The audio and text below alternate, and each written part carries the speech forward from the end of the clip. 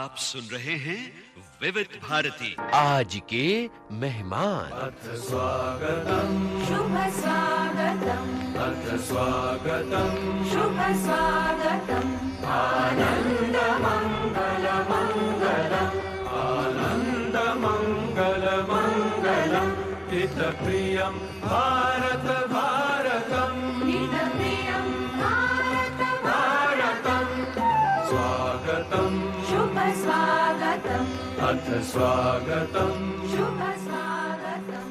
नमस्कार दोस्तों, बहुत बहुत बहुत स्वागत है आपका कार्यक्रम आज के मेहमान में।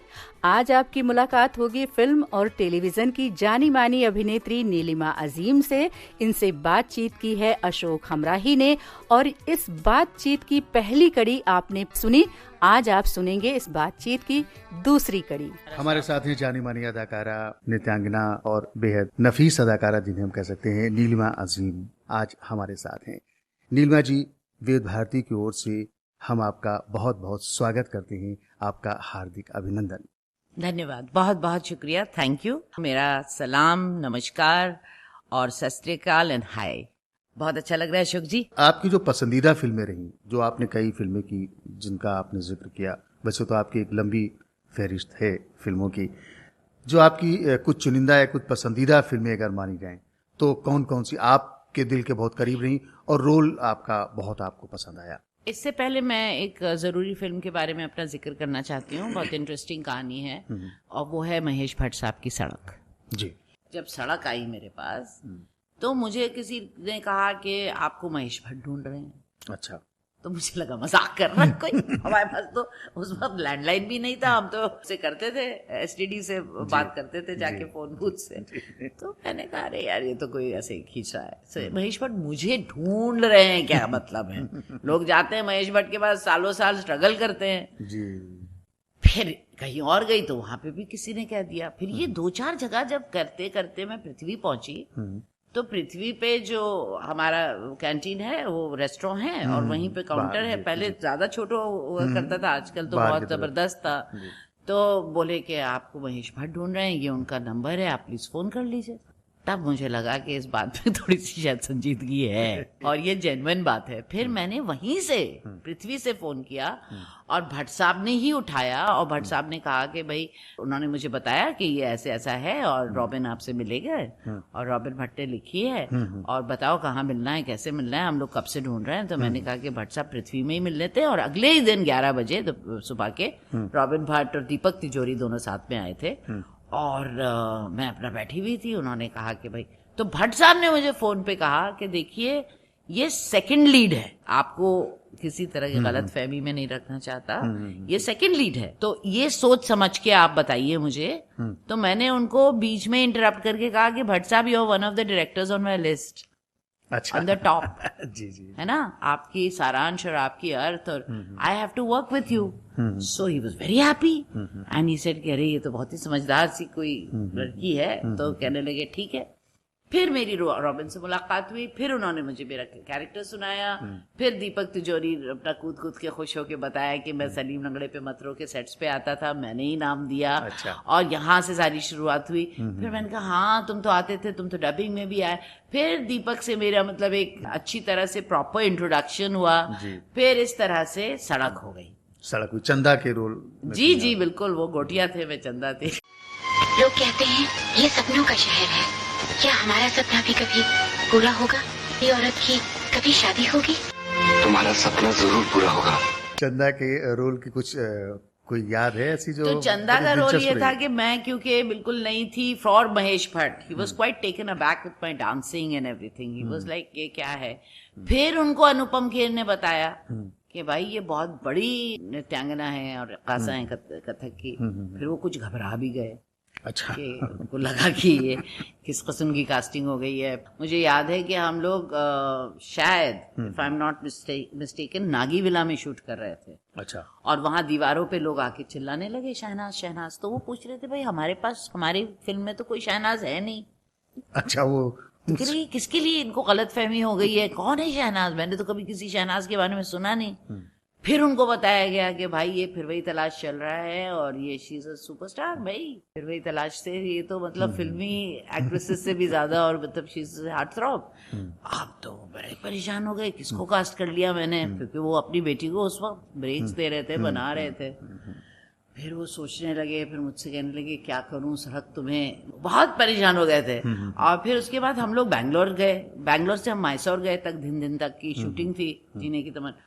अब वहां पे रॉक्स के ऊपर जब गाना वाना उन्होंने मेरा देखा तो वो भी उनको लगा कि ये बहुत छोटा रोल है शायद इसके लिए, और उन्होंने एक्सप्रेस भी किया और बहुत प्यार करते थे। मैं थोड़ा रूठ गई थी एक दिन। अच्छा। हाँ, थोड़ा सा आर्टिस्टिक टेम्परामेंट तो था ही, थोड़ी कुछ ऐसी बात हुई तो मैं जरा सी अपसेट होके बैठ गई। मैं बताना नहीं चाहती वो क्या मतलब बात थी, क्योंकि वो बचपना था पूजा का, जो भी है। तो मैं बैठ गई जाके, तो फिर कह लेंगे मेरी वहीदा रहमान के लिए, अच्छा मुझे छोटी सी वहीदा रहमान महाराज जी भी बुलाते थे। अच्छा अच्छा अच्छा। और ये इन्होंने कहा भट्ट साहब ने, मैंने कहा ये दो क्वेरियंस हैं और दोनों ने ये बात कह दी। एक तरह से he brought me to a bigger, so he has brought me to the limelight in Hindi films. मैंने कहा अरे एक तरह से गुरु ही हैं, और इन्होंने भी छोटी सी वहीदा रहमान, तो कहने लगे इसके लिए गुलाब का फूल लेके आओ।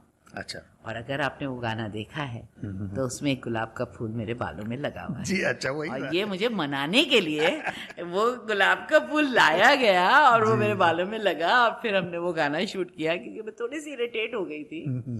कुछ ऐसी बात हुई थी, सिली सी बात थी, लेकिन it was getting a little annoying. So फिर इस तरह से बहुत मोहब्बत से, बहुत प्यार से उन्होंने मुझसे काम करवाया, और फिर तो प्लैटिनम जुबली हिट हो गई। फिर भट्ट साहब ने मुझसे कहा कि एक बात बताओ, तुम्हें अपना चेहरा कैसा लग रहा है? जब लिबर्टी में बहुत जबरदस्त हुआ था उसकी पहली स्क्रीनिंग, प्रीमियर्स होते थे ना उस जमाने में, तो बहुत ही जबरदस्त होते थे, बड़ा मतलब शाही माहौल हुआ करता था फिल्म इंडस्ट्री का उस जमाने में। शानो शौकत थी, लोग आते थे ऐसे जबरदस्त। तो उन्होंने पूछा कि कैसा लगा तुम्हें? तो मैं भी जरा शैतान थी, मैंने कहा जैसा है चेहरा वैसा ही लग रहा है, और क्या। जी मैंने कहा मैंने तो अपने आप को इतना देखा है डॉक्यूमेंट्रीज और हर चीज में एज अ डांसर, तो उनको पता नहीं था। और जब मैसूर में हम लोग शूटिंग कर रहे थे तो वो, मैं तो कथक डांसर, मैं तो फौरन अपने जूते उतार के और चपले वपले नहीं पहनती थी मैं बैठ गई, मतलब चली गई मैं नाचे। अब 12 बजे के बाद पता चला कि वो रॉक्स जो हैं वो तो बर्निंग लाइक कोल्स।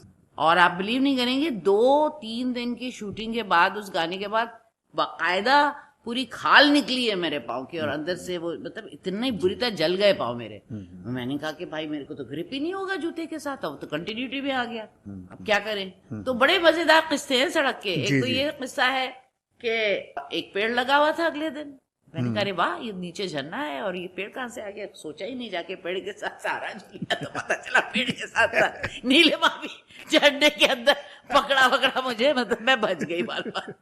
तो मुझे नहीं पता था सेट्स पे अचानक ये हो जाता, new experience for me. And फिर एक बहुत मजेदार किस्सा ये हुआ कि जब वो गाना खत्म हो गया तो शाम को जब गाड़ियां निकली तो उन्होंने देखा कि पूरे पुल पे जो है 300 आदमी 400 आदमी की भीड़ जमा है। अच्छा। और वहीं से गाड़ी निकलती है। तो उन्होंने पूजा को तो इसलिए कि उनकी बेटी, बट शी वाज नॉट मशहूर, संजू को बड़ा संभाल के गाड़ी वाड़ी में बैठा के ले गए। देखा कि ले गए, मगर वो तो पब्लिक वैसे ही जमी हुई है। अच्छा। बोले अबे क्या हुआ, कौन किसके लिए? बोले पता नहीं। जो देखा तो उन्होंने कहा भाई गाड़ी वापस भेजो। अब मैंने दीपक से कहा, दीपक मर गए ये लोग, तो मेरे लिए लटके हुए हैं, ये तो हमें छोड़ के चले गए, अब ये तो हमको लिंच कर लेंगे, हम निकले कैसे यहाँ से? मगर भट्ट साहब समझ गए, गाड़ी वापस भिजवाई। अब जो गाड़ी में बैठे तो शहनाज यम्मा रोक के ऑटोग्राफ्स देते, कोई नारियल पानी दे रहा है, कोई कुछ कर रहा है, मतलब इतना लव, इतना लव, मैं क्या बताऊँ आपको। फिर भट्ट साहब परेशान हो गए, किसको ले लिया भाई मैंने। ऑलरेडी जब सड़क आई तो सड़क के गाना तक दिन तक देखने के लिए लोग जो है कॉइन्स फेंकते थे, शहनाज का नाच देखते थे, हम चले जाते थे इंटरवल पॉइंट पे। किसी को पता नहीं है। जी। आज इस कार्यक्रम में हमारे साथ अपनी यादों का उजाला लेकर साथ हैं नीलिमा अजीम जी। नीलिमा जी, आपने सचमुच वो शोहरत, वो मकाम हासिल कर लिया था कम उम्र में ही। जब लोग गुड्डे गुड़ियों से खेलते हैं और धीरे धीरे आगे बढ़ते हैं, लेकिन आपने उस समय भी कथक के टुकड़े करना और किस तरह से धीरे धीरे अपने आप को सजाना संवारना, कला के क्षेत्र में निखारा आपने, और आपको गुणी लोग मिले भी। मुझे तो इतने प्यारे गुरु मिले कि जब मैं छोटा सा भी कुछ करती थी उनके बैले में तो वो मुझे बुलाते थे और कहते थे नीलिमा को भेजो, नीलिमा को भेजो। अब मैं जाती थी उनके पास और वो इतने बड़े ऑर्केस्ट्रा लेके और वो पूरा वो he used to be the conductor of those ballets. और वो बैलेस भी ऐसे होते थे कि ऐसी फिल्में नहीं बनती। आज आप अगर देखते हैं संजय लीला बंसाली की फिल्में तो that is how Maharaj ji ballets used to be. और आप यकीन नहीं करेंगे, मुझे जल्दी से जल्दी आओ जल्दी आओ। मैं जाती थी महाराज जी के पास और इससे पहले कि मैं उनके पाँव छू के उनके ब्लेसिंग्स लेके जाऊं, आशीर्वाद लेके, वो मेरे कान के पीछे काला टीका लगाते थे। अच्छा, बहुत प्यार करते थे वो, जिसको भी उन्होंने चाहा बहुत। महाराज जी तो बहुत बड़े गुरु हैं जी, और इसीलिए जब जिसने भी उनसे सीखा एक पूजा की तरह, जैसे कहते हैं वैसा मकाम। बिल्कुल बिल्कुल, वो जगह अच्छे गुरु किसी को मिले तो उनका तो मतलब जिंदगी संवर गई। एक सीरियल आपका और है, आपने हालांकि जिक्र किया था, हीना। मैंने बहुत खूबसूरत एक सीरीज किया था जिसके बारे में मैं आपको बताना चाहती हूँ। और वो क्योंकि बहुत मजेदार किस्सा है, इसके बारे में पहले बताऊंगी। जी मैं बताइए। वो किस्सा ये है कि एक फोन हम लोगों के पास फाइनली अल्टीमेटली एक लैंडलाइन शायद शिफ्ट हो गया था मेरे पास। 7-8 महीने में उससे अलग रही। शायद की भी मैं किस्सा बताऊंगी कि उस 7-8 महीने में उसने क्या गुल खिलाया वहां पे एज एन एक्टर। एंड वो अभी पहुंचेंगे वहां। फोन आया, फोन्स बहुत आते थे और फिर वही तलाश के बाद ये हो गया कि everybody wanted to take me in the lead, all the great producers and directors. तो एक दिन फोन आया, हेलो कौन बोल रहा है? मैंने बोला जी मैं नीलिमा सिंह बोल रही हूँ। हाँ नीलिमा, अरे बेटा मैं तो ऋषिकेश मुखर्जी बोल रहा हूँ। अरे वाह, बाप रे। मैंने कहा कौन मजाक कर रहा है ये मेरे साथ? मतलब ये अजीब तरह के मतलब आते थे बहुत सारे, मतलब इस तरह के क्रैंक कॉल्स आते थे, क्रैंक कॉल्स भी आते थे क्योंकि वो पॉपुलैरिटी उस तरह की हो गई थी। तो अजीब अजीब मतलब वो कैरेक्टर्स भी। मैंने कहा ये तो बड़ा मजाक कर रहा है। मैंने कहा ऋषिदा मुझे क्यों फोन करेंगे? अरे बेटा मैंने तो जया को फोन करके बता दिया कि तुम तो मेरा फेवरेट हो गया नीली। We are talking about the man the great Hrishikesh Mukherjee. तो बोले यस। मतलब थोड़ा संशय, थोड़ा असमंजस, थोड़ा मुझे लगा कि ये कैसे हो सकता है जी। फिर उन्होंने कहा मुझसे मिलो आके। मैं तो गई। मैंने कहा कोई भी हो जी मैं तो जा रही हूँ क्योंकि निश्चिता की आवाज भी लग रही, एक्सेंट भी लग रहा है और उसमें वो ऑरा भी है। और उन्होंने इतना बड़ा कॉम्प्लीमेंट दिया कि तुम तो मेरी फेवरेट हो गई हो फिल्म तलाश से। फिर मैं गई, अब देखा तो वाकई ऋषिकेश मुखर्जी के मतलब ऑफिस बंगला था, शुरुआत हो रही थी। वो सीरीज थी तलाश।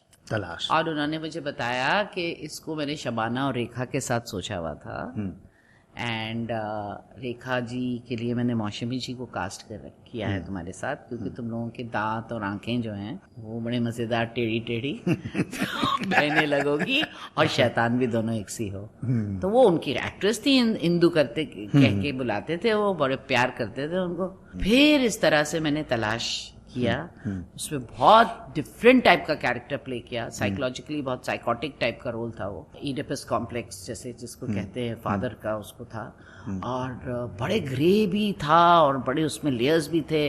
वो अपनी तरफ से बहुत सिंसियर भी थी, तो she was positive character but yet that twisted you know.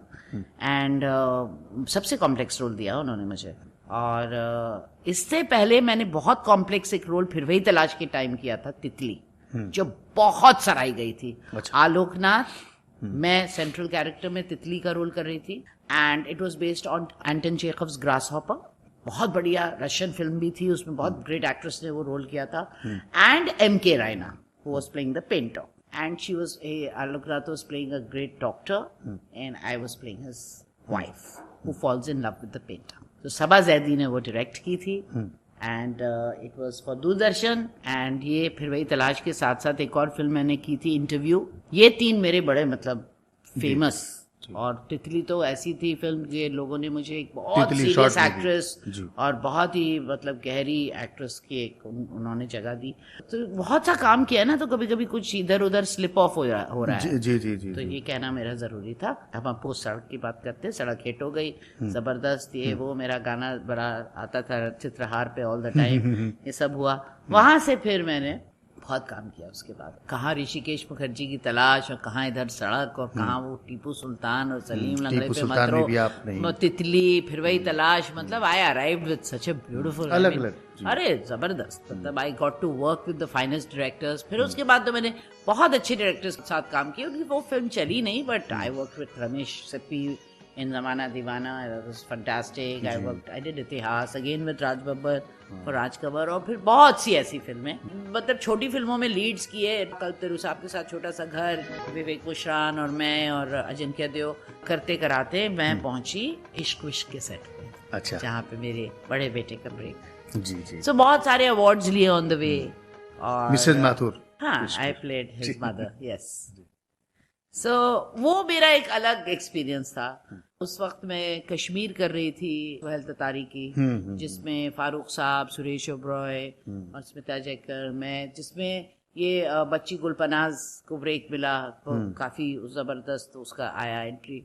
ऐसे करते कराते, मतलब आप ये समझिए कि बड़ा अच्छा, एक बहुत जबरदस्त जर्नी रही। और उसके बाद शाहिद का ब्रेक, 4 साल शामक डावर के, बहुत अच्छा डांसर और जबरदस्त कोरियोग्राफर, उनका इंस्ट्रक्टर। तो उसके बाद ही अराइव्ड विद इश्क विश्क, एंड मेरा पूरा का पूरा जो शाहिद के ऊपर फोकस था, यहाँ तक कि अगर वो मुझे मेरे सेट से बुला लेता था तो मैं चली जाती थी, जो मैंने कभी नहीं किया। मैंने जो काम किया शुरू से लेकर आखिर तक कमिटमेंट मेरा पूरा रहा। लेकिन शाहिद के लिए मैंने 1-2 बार डांट भी खा ली, because I went and I was throughout with him on the sets, and I was a very active part of it. And बाकी बच्चे भी कोच करने लगे अपने आप को मेरे साथ, और काफी कुछ हुआ। आई was a very very unofficial but very central part of इश्क विश्क। फिर जब हमारा पोर्शन आया तो आंखों के नीचे गड्ढे पड़े हुए थे, क्योंकि डे नाइट काम किया बेसमेंट्स में इधर उधर, तो वो बड़ा छुपा वुपा के फिर अपना खुद कैमरा फेस किया सतीशा जी के साथ। बहुत अच्छा, it was a lovely experience. Film इतनी जबरदस्त, मुझे याद है रात के 2 बजे हम लोग पोस्टर देखने जाते थे कि शाहिद का पोस्टर लग गया है हर जगह। हाँ, and then you know the film was released and he was overnight, you know, chocolate hero, ऐसा सक्सेस, हार्ट थ्रॉब हुआ वो। फिर एक अलग जर्नी शुरू हुई। शाहिद की एक अलग और आपका एक अलग रोल था, एक माँ और बेटे का जो रोल था, या अब एक अलग जर्नी शुरू हो गई। हाँ, बड़ा स्ट्रगल रहा हम लोगों का, बड़े हमने मतलब डिफिकल्ट डेज देखे। सिंगल मदर थी, और मेरा बड़ा बेटा ने बड़ा मेरा साथ दिया, और वो बहुत ही जबरदस्त बच्चा है। मेरे ख्याल में तो इस फिल्म इंडस्ट्री में इतना पूरे खानदान के लिए करने वाला और इतना रिस्पॉन्सिबल, और फिर उसमें इतना खिला रहना, इतना यंग फेस एकदम, लेकिन इतनी जिम्मेदारी उठाई है उसने। And of course today he is a fantastic actor, इसमें कोई कहने की दो राय नहीं है। डांस दोनों बच्चों ने मुझसे लिया है, अभी ईशान पे बाद में आएंगे। जी जी जी। सो यस, उसके बाद तो फिर शाहिद का बहुत जबरदस्त करियर चल पड़ा। शाहिद के बचपन की कोई याद है आपके पास? सबसे बड़ी याद मैं आपको बताऊंगी कि जब ये 7 साल के थे जी, तो उस वक्त मैं काफी बम्बई में मुझे रहना पड़ा वो 9 महीने, because I was working and so I taken up a PG and of course I used to keep going back to Delhi. तो वो बड़ा डिफिकल्ट मैंने पीरियड बताया ना कि जिससे पहले शायद शिफ्ट नहीं हुआ था, छोटा सा था। तो उसमें मुझे फोन आया, my father called me up and said कि भाई इसके लिए एक सीरीज आया है, चाइल्ड कस्टडी पे कहानी है, और कवलजीत सिंह और Anita Kanwar are playing the parents that separate, और बहुत उतार चढ़ाव है बच्चे के रोल में। अच्छा, शाहिद के लिए आया है, तो बताओ।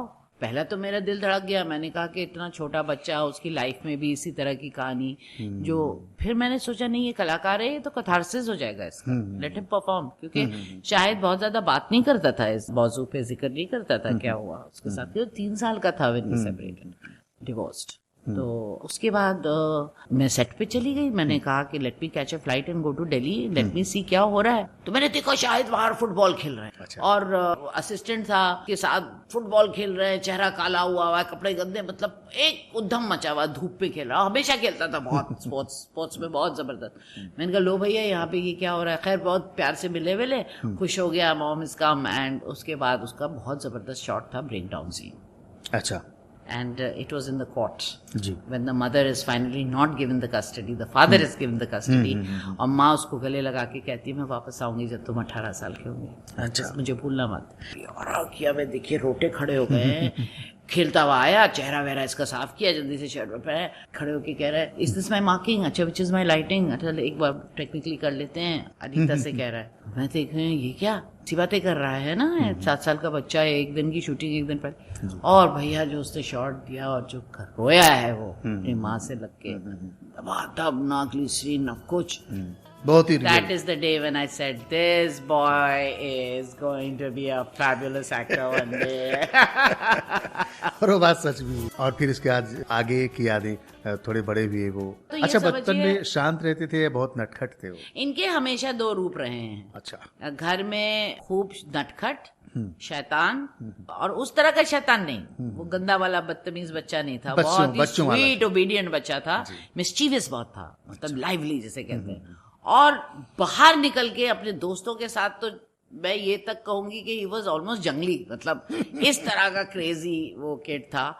लेकिन बाहर जब हम कहीं जाएं या कोई गेस्ट आ जाएं या रेस्टोरेंट में बैठे हैं तो ब्रिटिशर, सो वेल बिहेव्ड, आज तक शायद ऐसा ही इसका इम्पेकेबल बिहेवियर है बाहर लेकिन शायद था और आज भी है जो कुछ लोगों को लगता है एरोगेंस है या कुछ, और दिल का बहुत साफ सुथरा है। और इसके बाद जब फिल्में करने लगे, फिल्मों में कामयाबी मिली, आपका साथ मिला, तो उस समय का कुछ कोई किस्सा?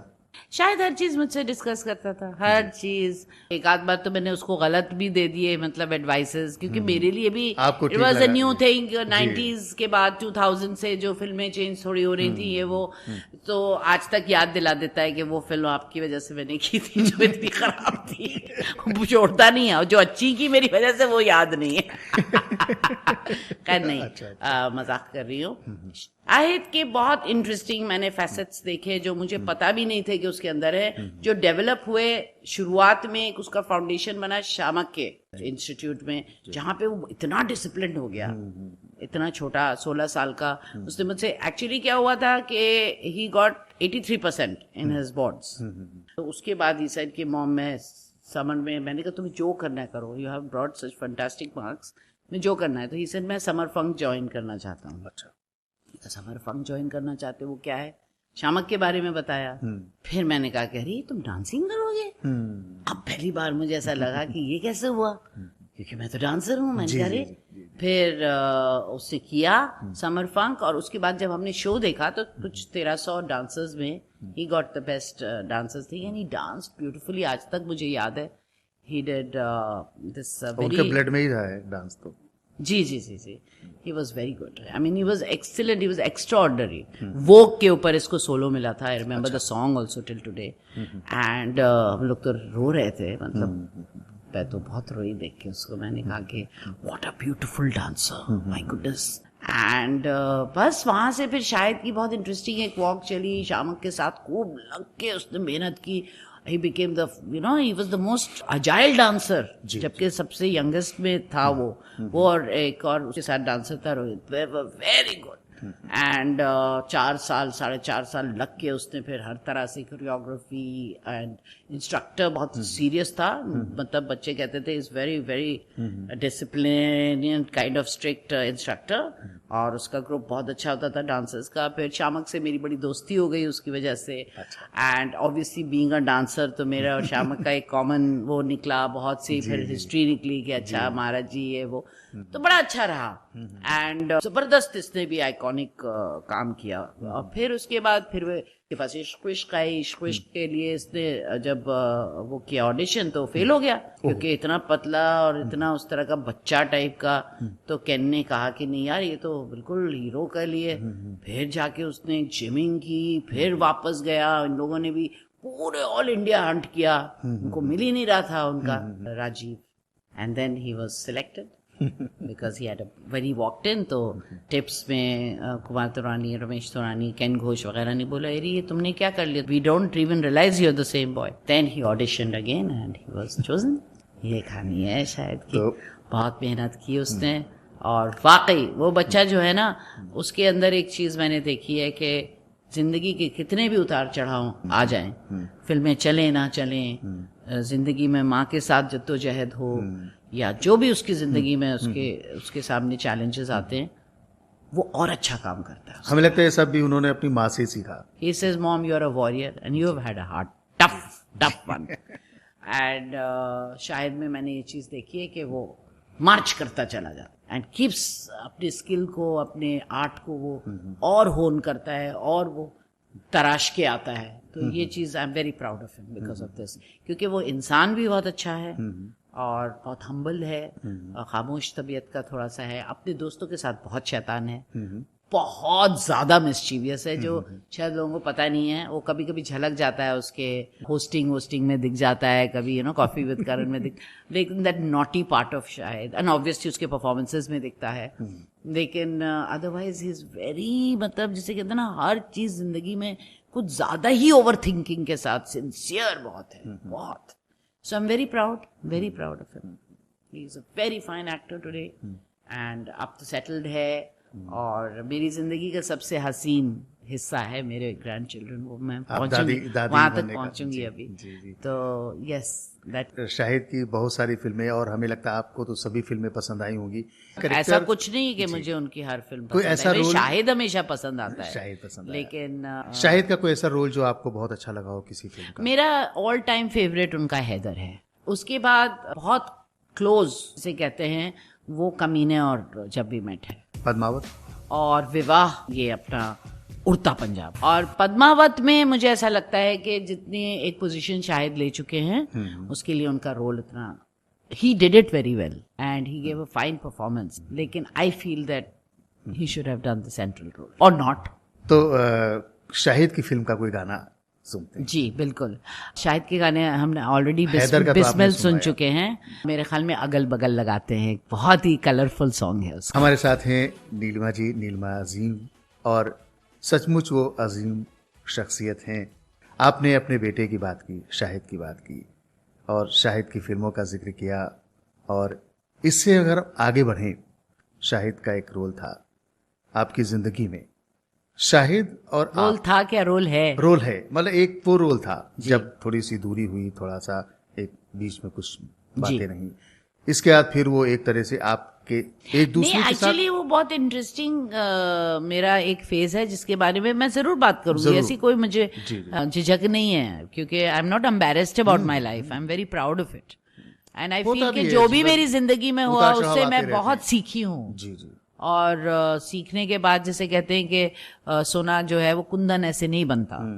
सो वो मैं जरूर कहूंगी कि बड़ा डिफिकल्ट फेज था वो। जी जी। और मैंने तो कुछ किया ही नहीं उस फेज में, क्योंकि मेरे अंदर की माँ जो है वो नहीं कर सकी। एंड उसमें बहुत से दूसरे लोग थे और जो भी है, तो मैंने ही उसको, देखिए मैं ये समझती हूँ कि पैदा करके पाल पोस के उसको खड़ा किया, और वो खुद खड़ा हुआ अपनी मेहनत से, और बहुत बेहतरीन बेटा है वो मेरा। And he has made me very proud and he is a very good human being, because of which I am even prouder. And he is a very loving person, because of which there is much love. लेकिन मैं ये जरूर कहूंगी कि शाहिद ने भी बहुत उसकी वजह से, और मुझे लगता है कलाकार की जिंदगी में ये सब होता है। आर्टिस्ट जब तक झटके नहीं खाता और पेन नहीं महसूस करता, जद्दोजहद नहीं करता, तब तक वो खूबसूरत कलाकार बनता ही नहीं है। मतलब जीवन जो एक नाटक की तरह कहते हैं ना, तो उसमें उतार चढ़ाव जो आते रहते हैं, वो कुछ जीवन लोगों में को रहते ज्यादा, कुछ लोगों को कम, लेकिन मेरे ख्याल में इंसान भी और कलाकार भी आप तभी खूबसूरत भावनाओं बनते से हैं। जुड़ी बातें जी रहती जी, हैं। गहराई तभी आती है। जी जी। आज के मेहमान इस कार्यक्रम में फिल्म और टेलीविजन की जानी मानी अभिनेत्री नीलिमा अजीम से अशोक हमराही की बातचीत का दूसरा भाग आज आप सुन रहे थे। इस कार्यक्रम में तकनीकी सहयोग मिला सुषमा सुरड़कर और दिवाकर द्विवेदी से। इस कार्यक्रम के प्रस्तुतकर्ता जुबैर खान। आज के मेहमान अथ स्वागतम् शुभ स्वागतम् अथ स्वागतम् शुभ स्वागतम् आनन्दमङ्गलमङ्गलम् आनन्दमङ्गलमङ्गलम् हितप्रियं भारत भारतम् हितप्रियं भारत भारतम् स्वागतम् शुभ स्वागतम् अथ स्वागतम् शुभ स्वागतम्